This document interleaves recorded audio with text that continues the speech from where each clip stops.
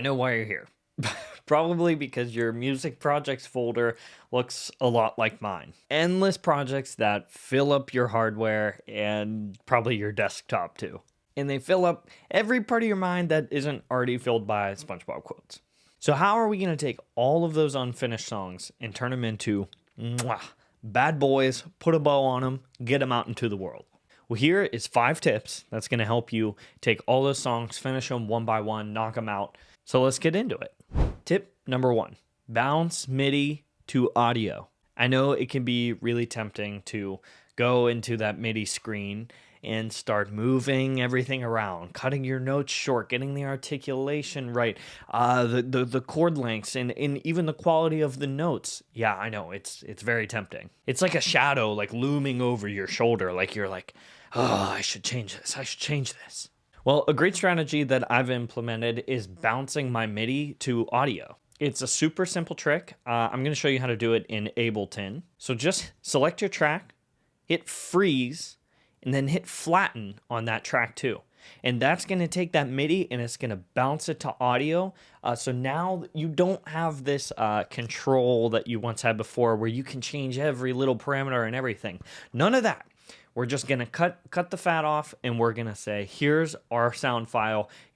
Take it or leave it. Seriously. This is honestly a very practical and useful strategy, and we're going to talk about it a little bit more later in the video as well. Tip number 2, take breaks. I know it might feel like I'm kind of covering this tip a little bit early in the video, but it's simply because that this tip is super crucial. If you don't know how to step away from your computer, it is really going to stifle your creativity as an artist. I know that we've all been in the same situation where you're just playing the same part of the song over and over and over again, and you're like, oh, I'm going to tweak this, I'm going to tweak this, I'm going to get it just right.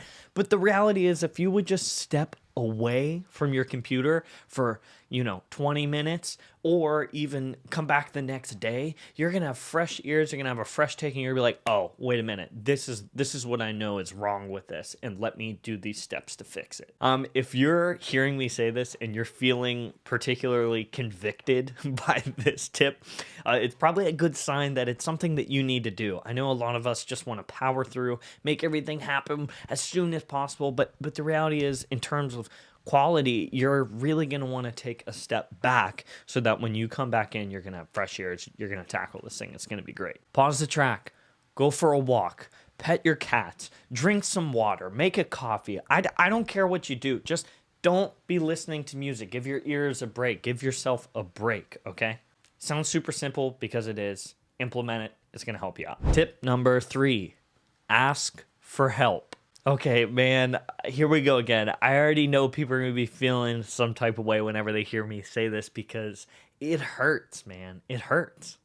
I basically don't even need to explain this one. I'm sure you heard it and you're like, yeah, I know. I need to talk to other people about my music, yada, yada. So like myself, I'm sure a lot of you have the same problem, which I've deemed it solo lobo syndrome, which is where you just want to be the lone wolf. You want to do everything yourself. You want to record, you want to mix it, master it, all these things just by yourself.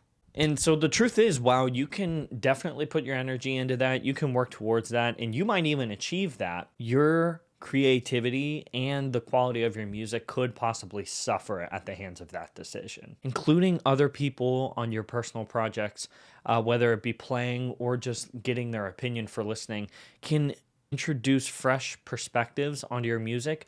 They might hear things that you might not even be hearing because you're just overlooking it and you're worried about doing X, Y, and Z throughout the process rather than looking at obvious steps of the process. So my favorite way to implement this strategy actually is to ask non-musicians to listen to my music. So whenever I have them listen to this stuff, they can really tell the core things that you're going for. So they might say like, I don't know, man, like the vibe is off for this. or they might say, I don't understand what you're saying with the lyrics. Like it doesn't really make much sense. Having that fresh perspective from people who don't know about all the little individual steps of the process of making music is going to help you get these grander ideas honed in, and they're going to notice things that you probably are overlooking while you're listening to your music. Having that outside opinion is some of the best constructive criticism you're going to receive as an artist. So don't feel like you need to soldier on and do everything yourself. Asking for help doesn't make you weak. It actually makes you stronger. Number 4, just commit. So here's another absolute concrete tip that you can implement now, like within your DAW. So we talked about it a little bit earlier, this idea of freezing and flattening. Earlier we did it for MIDI. Now we're going to do it just for our actual audio files. So when you freeze and flatten a clip in Ableton, that is going to print all of the plugins that you have on that track. So when you do that, that's going to take away this want to adjust your EQ at 5K or adjust the ratio on your compressor. Instead, it's going to put all those effects, any reverb, whatever, all those plugins are going to get frozen onto that track.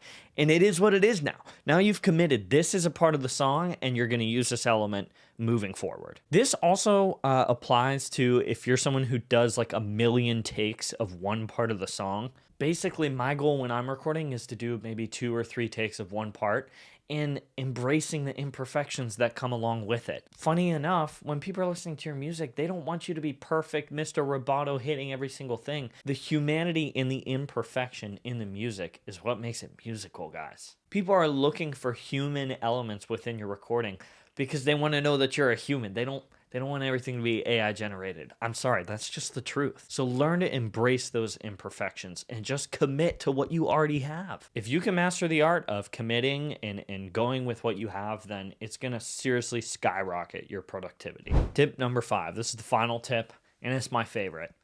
Get out of your head. So this is definitely the hardest tip to implement. We are our number one enemy in this game that we're playing in our heads. I promise you that no one is going to be more critical, more crude, or more cutthroat to you than yourself. I know for myself that I'm kind of battling this like ideal scenario that I have in my head.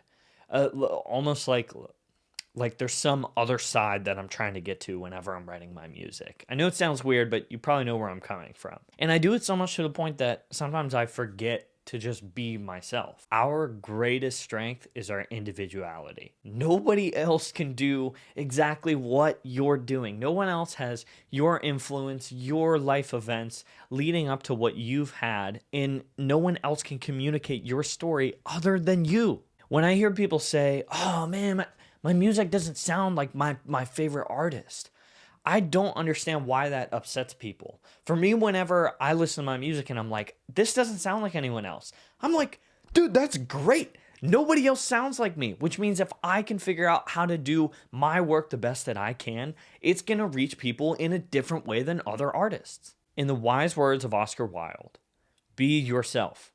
Everybody else is already taken. So thanks for watching, guys. I hope that you enjoyed this video, and I hope that you're able to pull at least one good thing and walk away and implement it into your daily workflow. I know that as I was writing this video, it became very like philosophical instead of like hard concrete tips. So if you'd like to see some more hard concrete stuff like within the DAW, like actual tips, then let me know in the comments what you're looking to see, and I'd love to show it to you. Until next time, guys. Peace.